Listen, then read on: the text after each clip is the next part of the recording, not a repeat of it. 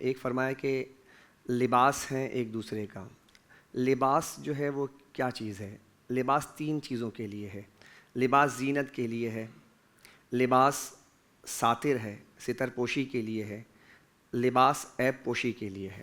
واہ واہ. تو اگر یہ تین چیزیں سمجھیں خواتین اور جو شوہر حضرات ہیں کہ لباس جو ہے ایک دوسرے کے لیے کیا ہے، زینت بنے.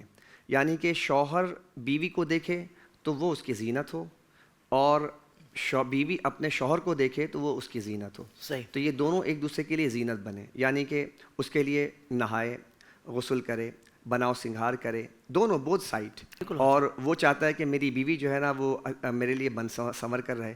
تو آپ کو بھی تو چاہیے آپ مسواک کریں، آپ اپنے صفائی ستھرائی کا خیال رکھیں. کیا آپ صفائی نصف ایمان پر عمل کرتے ہیں؟ کیا آپ کی اپیرینس ایسی ہے کہ جو پریزنٹیبل ہو؟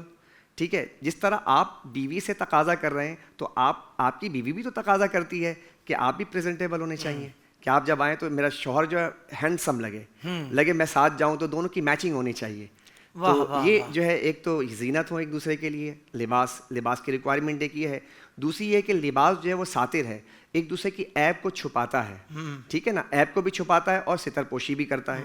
تو عیب کو چھپانے کا مطلب یہ، میں نے جیسے لباس پہنا ہے، اب کسی کے جسم کے اندر کوئی نشانات ہوں، برس کے نشان ہوں یا کوئی پھوڑا پھنسی نکل جائے تو لباس اس کو ڈھانک لیتا ہے. تو اسی طرح بہت سارے جو ہے چیزیں ہمارے اندر ہوتی ہیں تو ہم ایک دوسرے کے لیے جو ہے عیب پوشی کا کردار ادا کریں. اسی طرح جو اندر کمرے کی بات ہے، ساتر کا کیا معنی ہے؟ ستر پوشی کا. کمرے کی بات باہر نہ آئے، لوگوں تک نہ جائے، ایک فحاشی اور عریانیت کا ماحول نہ ہو کہ آپ کمرے کی بات باہر نکال کر آ رہے ہیں. تو اس کا بھی خیال رکھا جائے.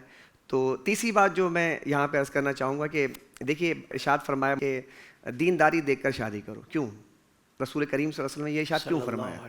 چار چیزیں ہوتی ہیں، نسب دیکھ کر، حسب دیکھ کر، مال دیکھ کر اور حسن دیکھ کر. تو مال دیکھ کر شادی نہ کرو، تم حسن دیکھ کر شادی نہ کرو، تم حسب دیکھ کر شادی نہ کرو. اس کی بنیادی ریزنز یہ ہیں کہ دیکھیں مال ایک وقت ضائع ہو جاتا ہے. ٹھیک ہے. حسن شباب اس کو یعنی کہ گہن لگ جاتا ہے، ڈھل جاتا ہے. ٹھیک ہے. اسی طرح حسب نسب جو اس کی پرسنالٹی، کبھی کبھار کوئی الزامات لگ جائیں تو خاندان کی جو ایک بہت بڑا ایک سٹیپ ہوتا ہے وہ نیچے کی طرف ڈاؤن سٹیپ پہ آ جاتا ہے.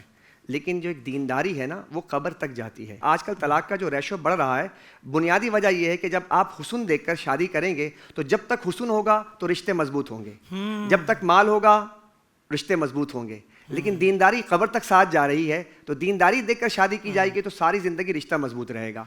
تو حضور نبی کریم علیہ الصلوۃ والسلام نے اس کی طرف اشارہ فرمایا کہ آپ دینداری دیکھ کر شادی کریں. کتنی اہم ترین چیز ہے اسلام اور دین.